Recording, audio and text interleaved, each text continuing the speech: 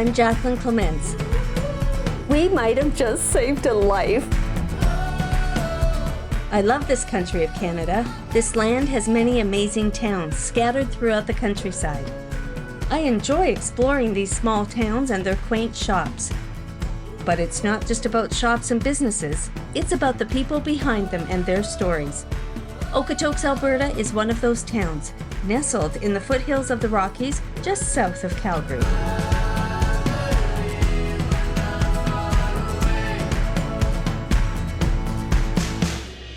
Welcome to In the Jumpseat with Jacqueline.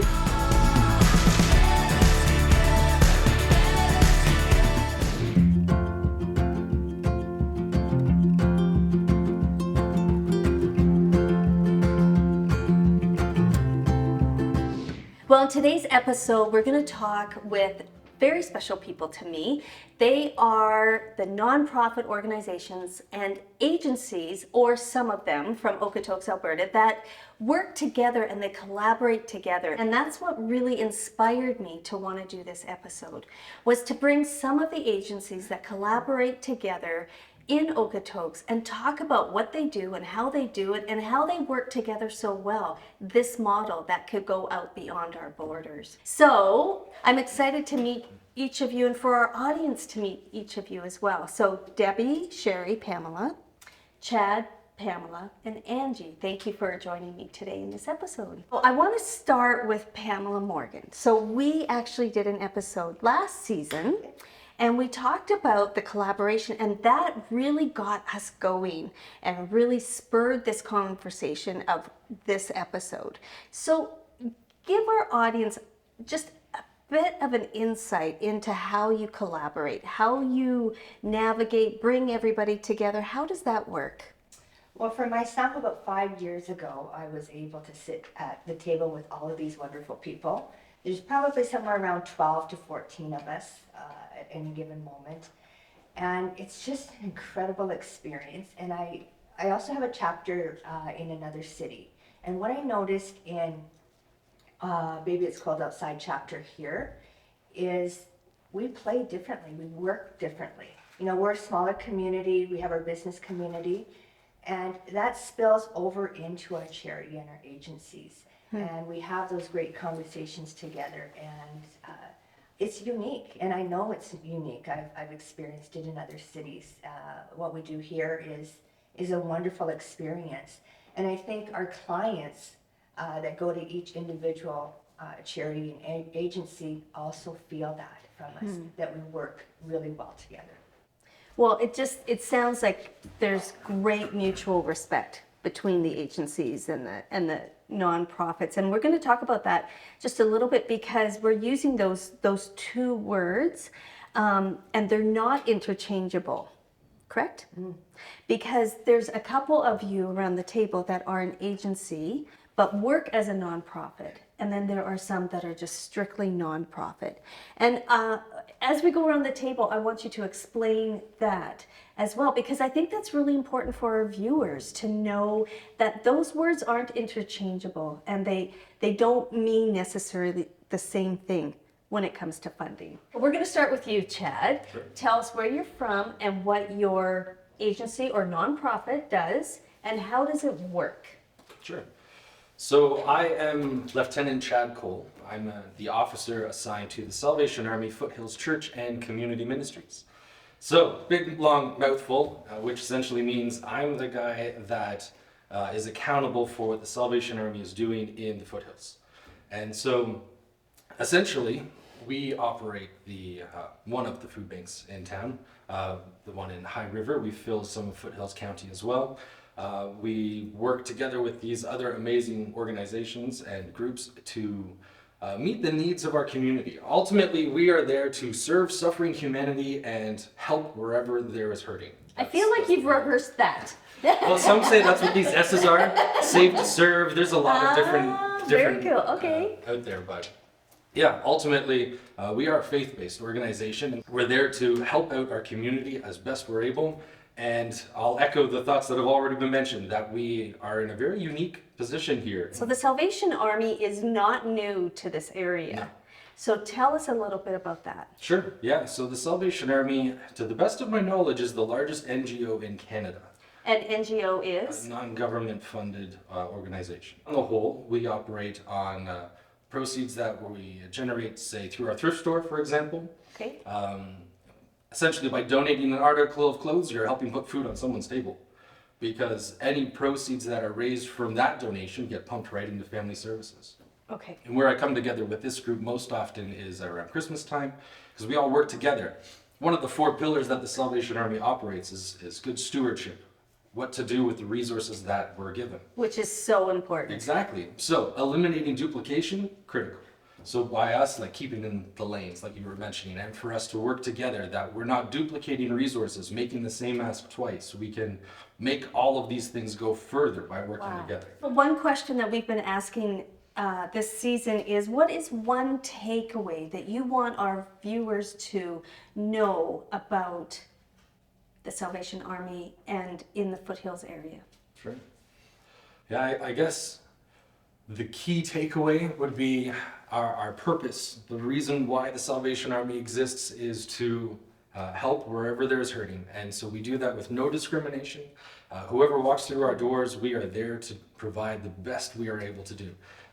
So ultimately, anytime you see any of those Salvation Army, the Christmas kettle stands are, synonymous with Christmas, and that's Right. the Salvation Army. That's the only one public appeal for funding that we do throughout the year.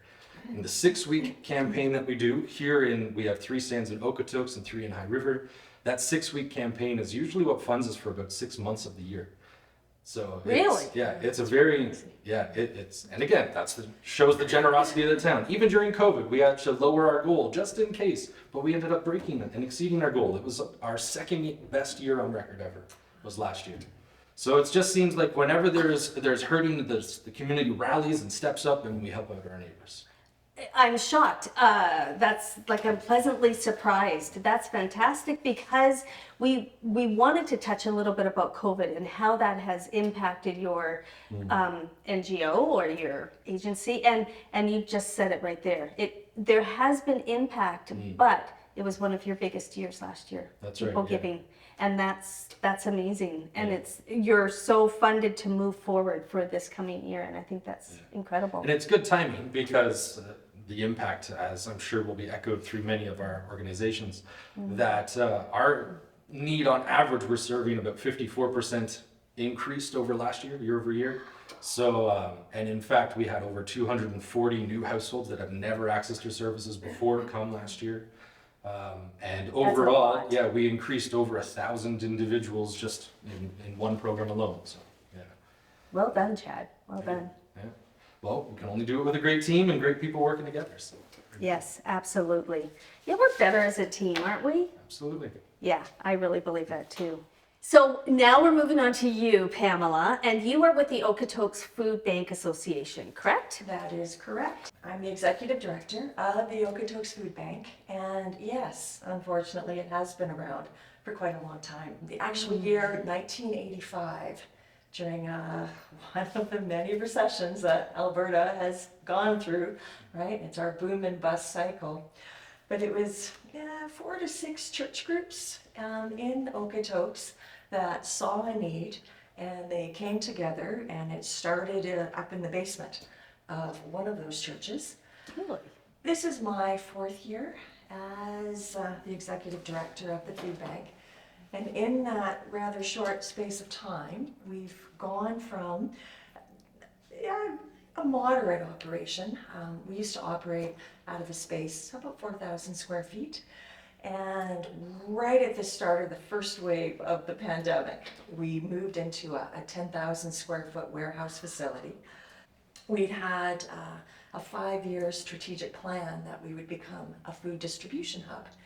And during that period, that 5-year plan became a 5-week plan. Wow. When Food Banks Alberta called us and asked if we could immediately become a hub to help out initially with the pandemic.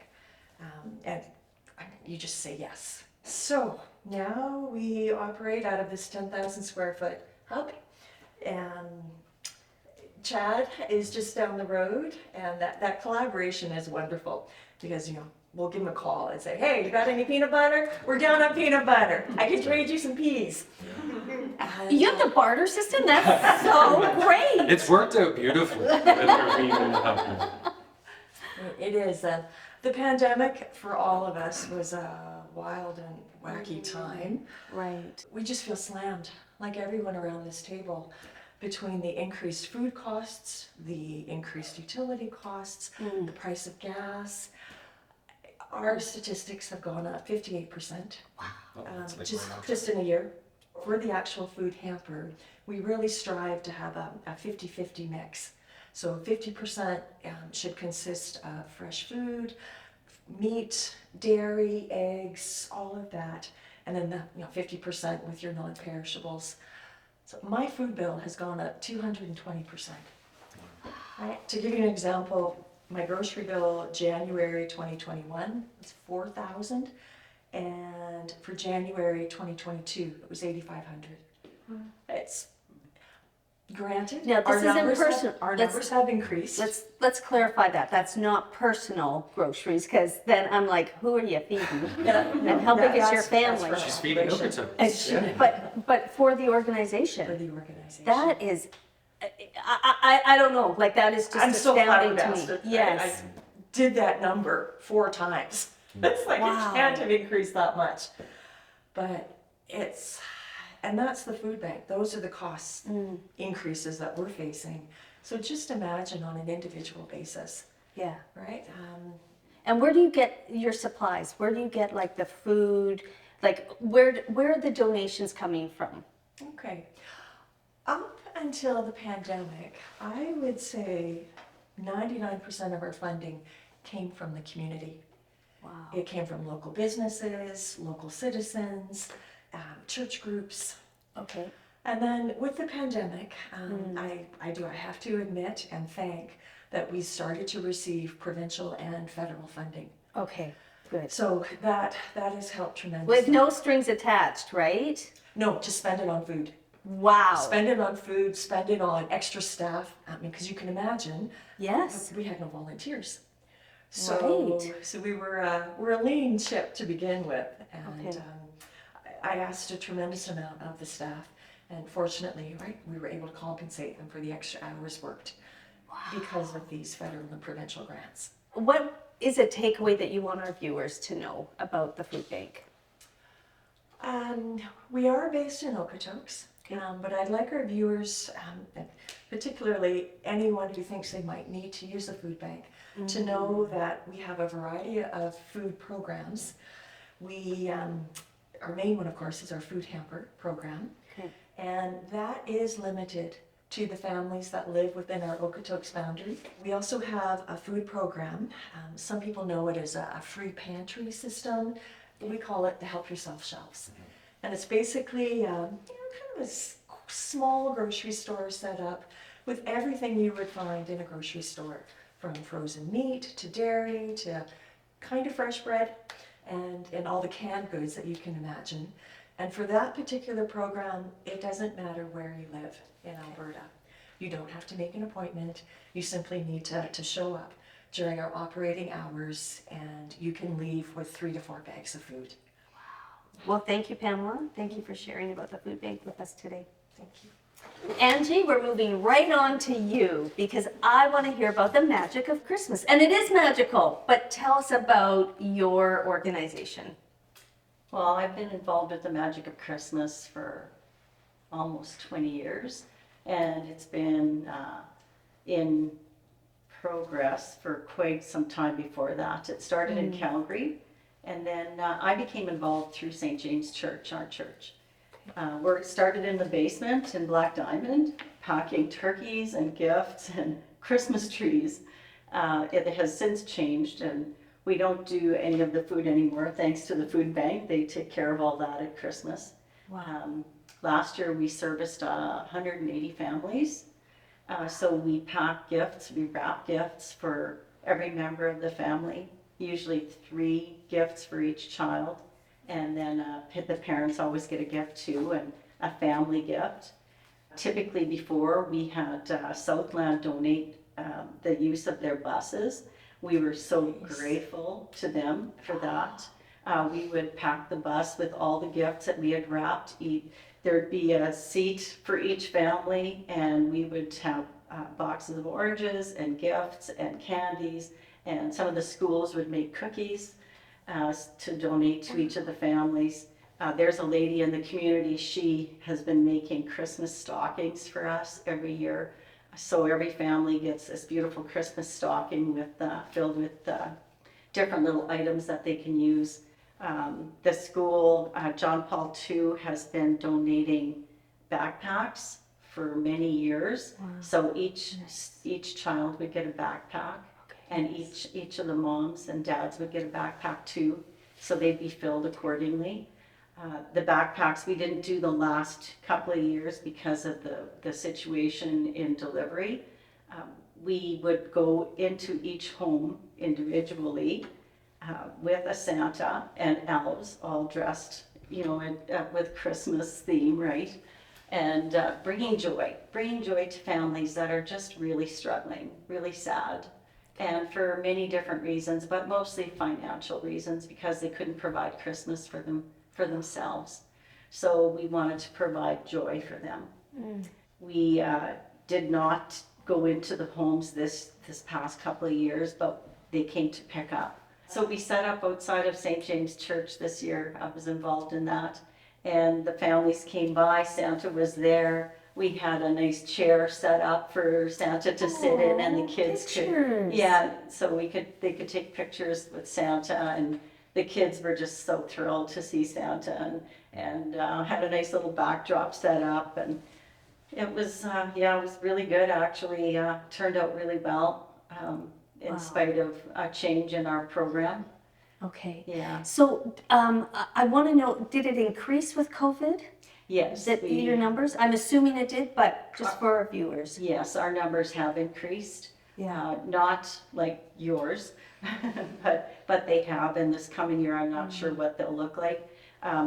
Magic of Christmas seems to be an ongoing year-round thing because we're always looking for donations, and we're so grateful to the community for donating, because everything is donated.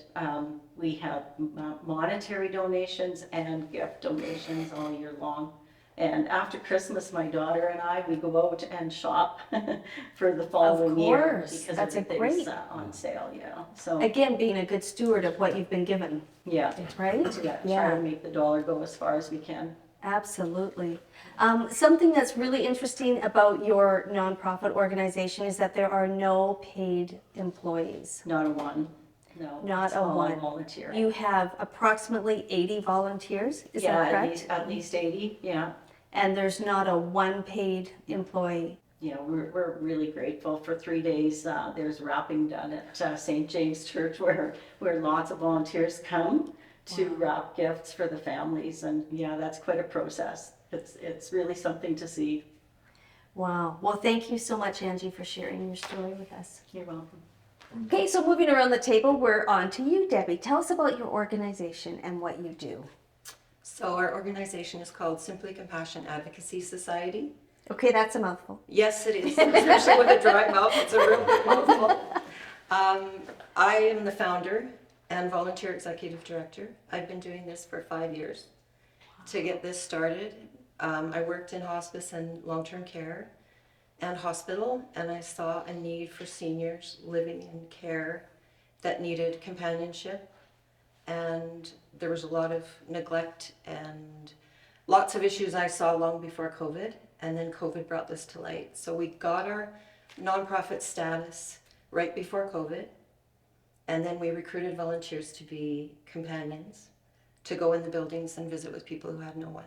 And then COVID hit, so we weren't allowed to go in to the buildings. So we had to change our direction, and we got 25 volunteers to call over 20 seniors just to make phone calls.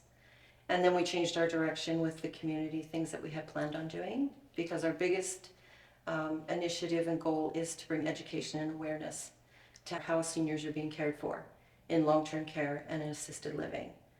And to kind of change the culture and community, to get the whole community to understand that these seniors are their neighbors as well. It's not just the one who living next door in a home by themselves, that seniors living in care homes are their neighbors. So one of the big initiatives we did was get the schools involved and the children involved. So we've done thousands and thousands of cards for every occasion, for Christmas, for Easter, every occasion that comes around, to all the facilities within the foothills. So thousands of them. We've had the schools make picture frames for the seniors in the care homes, because volunteers are not allowed. So the kids were making 2 frames, 1 frame for when they were younger, 1 when they're older, because most people with dementia have the memories of when they were younger, so they can find their rooms. It strikes up conversations in the hallways. So they've done hundreds of those. So it's a bigger project than just a picture frame. It's involving the children and getting them to understand that the challenges that seniors face and the transitions that seniors go through from leaving their home into care homes. So it's been trying to bring about a cultural shift. And we haven't been able to do the education the way we wanted, but now we're able to, because we can do it in person. So we are running a pilot project in Calgary, training 50 staff members in Alzheimer's and dementia and behaviors. Wow. And in Okotoks, we're going to be running community-based training. So that's our biggest endeavor, and now we see this coming to where where our original goal was. But with Christmas, we've also collaborated. We did Christmas the first year of COVID, and I was just amazed. We couldn't get very many volunteers, but the community stepped in like I couldn't believe. We put a Christmas tree up at Shoppers. We had 87 seniors that we gave gifts to, and they were huge gifts. And so those were delivered throughout the community, all of Foothills, and then last year we did 104. So to be able to go out and buy these gifts was huge. And then talking to Sherry, I was able to see who was looking after what, demographics. So we were able to do a little bit different, like Chad said, to not overlap. Really our direction is education and awareness, and to change the way seniors are cared for, and to involve the whole community in the change. I think that's, not only is it needed, it just hits my heart, just having aged parents who one of them did suffer from Alzheimer's. Debbie, I am so thankful for your agency. And yes, you're new, but I have a feeling you're going to be around for many, many years to come. Because I'm getting older. Well, and that's what we hope to change it for. And you might have to service me. Yes. Well, thank you, Debbie, for sharing your story about your agency with us today. All right, Sherry, you're up. Tell us about your organization, because your agency is not a charity, but it operates as a nonprofit, and it's overseen by the town of Okotoks. And I think you're the only agency around the table here that has that connection with the town of Okotoks. So tell us about what you do, how you do it. Sure. So the Family Resource Center has been in operation for about 21 years. And it was started because there was a realization that although there were a number of services like we have around the table here, people in the community may not know that they exist or know how to access those services. Yes. So we were funded as kind of the top of the funnel, so that people in any situation had a place to go, and we would be able to provide information, provide the support that we were able to, and also be able to direct them towards appropriate services. So a big part of our role is getting to know people in the community and the organizations that are here, and being aware of their services so that we can make the most appropriate referrals to families. In addition to referring, we also have a number of our own programs. So we have a volunteer driver program that takes people to medical appointments outside Okotoks. We have a program that does snow shoveling for seniors or for disabled residents. And we also have a community volunteer income tax program where we prepare the tax returns for people who are low income in our community. Yeah, reading up just about what you did and just some of the background of the agency, I was impressed with the whole volunteer driving aspect that you provide, because that is so needed. And it's not just for seniors, it's those that have just fallen on difficult times and they just don't have the resources to fix their vehicle at the moment, but they still need to go where they have to go. So I appreciate that that your work does that with them. Yeah, it is a great program, and we see a lot of residents, and a lot of them are elderly, but really the cost of a trip into Calgary may be beyond their control. They may not have anybody else that can drive them. And so we want to make sure that those needs are taken care of. And we have an amazing pool of volunteers. We probably have about 50 to 60 volunteers at any given time amongst all of our programs. And we couldn't do what we do without them. There are lots of things that, as you mentioned, that you do, but some of your volunteer driver program, just a couple of stats. You had 345 drives that you completed, 76 residents were served, 20,000 and a half almost kilometers driven with 18 volunteers. Like that's amazing. Yeah, we all have volunteers and we all rely on them. This is a community that steps up. And I think we're all very grateful to have that kind of support in our own organizations. Yeah, I believe that too. You have a recreation assistance program, so tell us about that. We do a recreation subsidy program. So anyone that meets financial criteria can apply to get a $200 credit for the town of Okotoks to enroll in any program that they want. And so they only have to pay 20% of the cost. The remainder comes from their fee assistance. And that is about 142 individuals from 80 households, is the numbers that are given. Yeah, and we serve Okotoks, Black Diamond, and Turner Valley, and anyone in the surrounding communities as well. So what is one takeaway that you would want our viewers to know about what you're doing? I think the biggest takeaway would be that we all understand that people have issues. Stuff comes up, and that is just life. So there's no shame in coming to get help. And any door in this community can be the right door because we work quite closely together. So we don't have criteria. You can certainly come to us and we'll fan you out, but people could go to a food bank. People could go to any agency. And because we work quite closely together, you will be provided the direction that you need to get help. So the support is definitely here. If you're not picking up on that, the foothills area, Okotoks, there is support here if you need it. Yeah, that's great. Thank you. Thank you. All right, Pamela, it's back to you. So we're going to talk about Baby It's Cold Outside, and we're going to talk about how you work with the other agencies. I want you to just take us home at the end of the episode about what you do.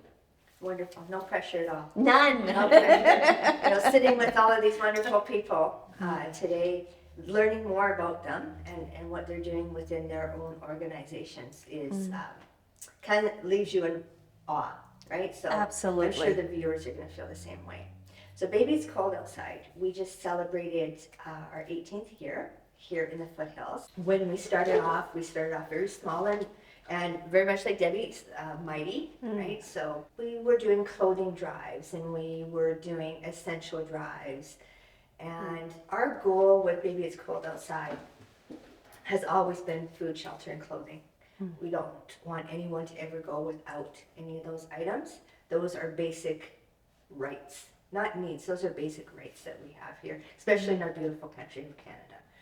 So with that, we expanded into the Christmas feast, which allowed me the opportunity to sit at this table. Sherry invited me to sit at the table, and I met so many amazing good humans. And if there's one goal in life that you should have, is to be able to sit at the table with good humans and surround yourself with individuals as such, and aspire to be one, right?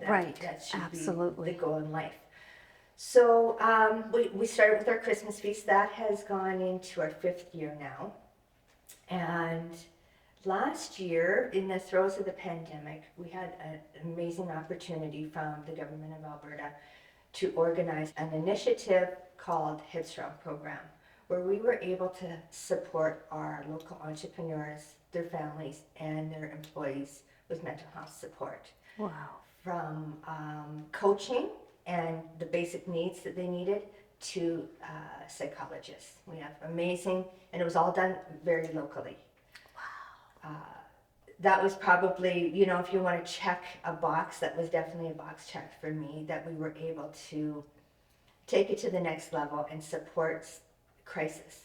And again, when we're talking about staying in your own lane, our lane got a little bit wider. But with that, not to the same degree as what Chad and Pamela have, they increased their numbers. We felt it flatlined a little bit.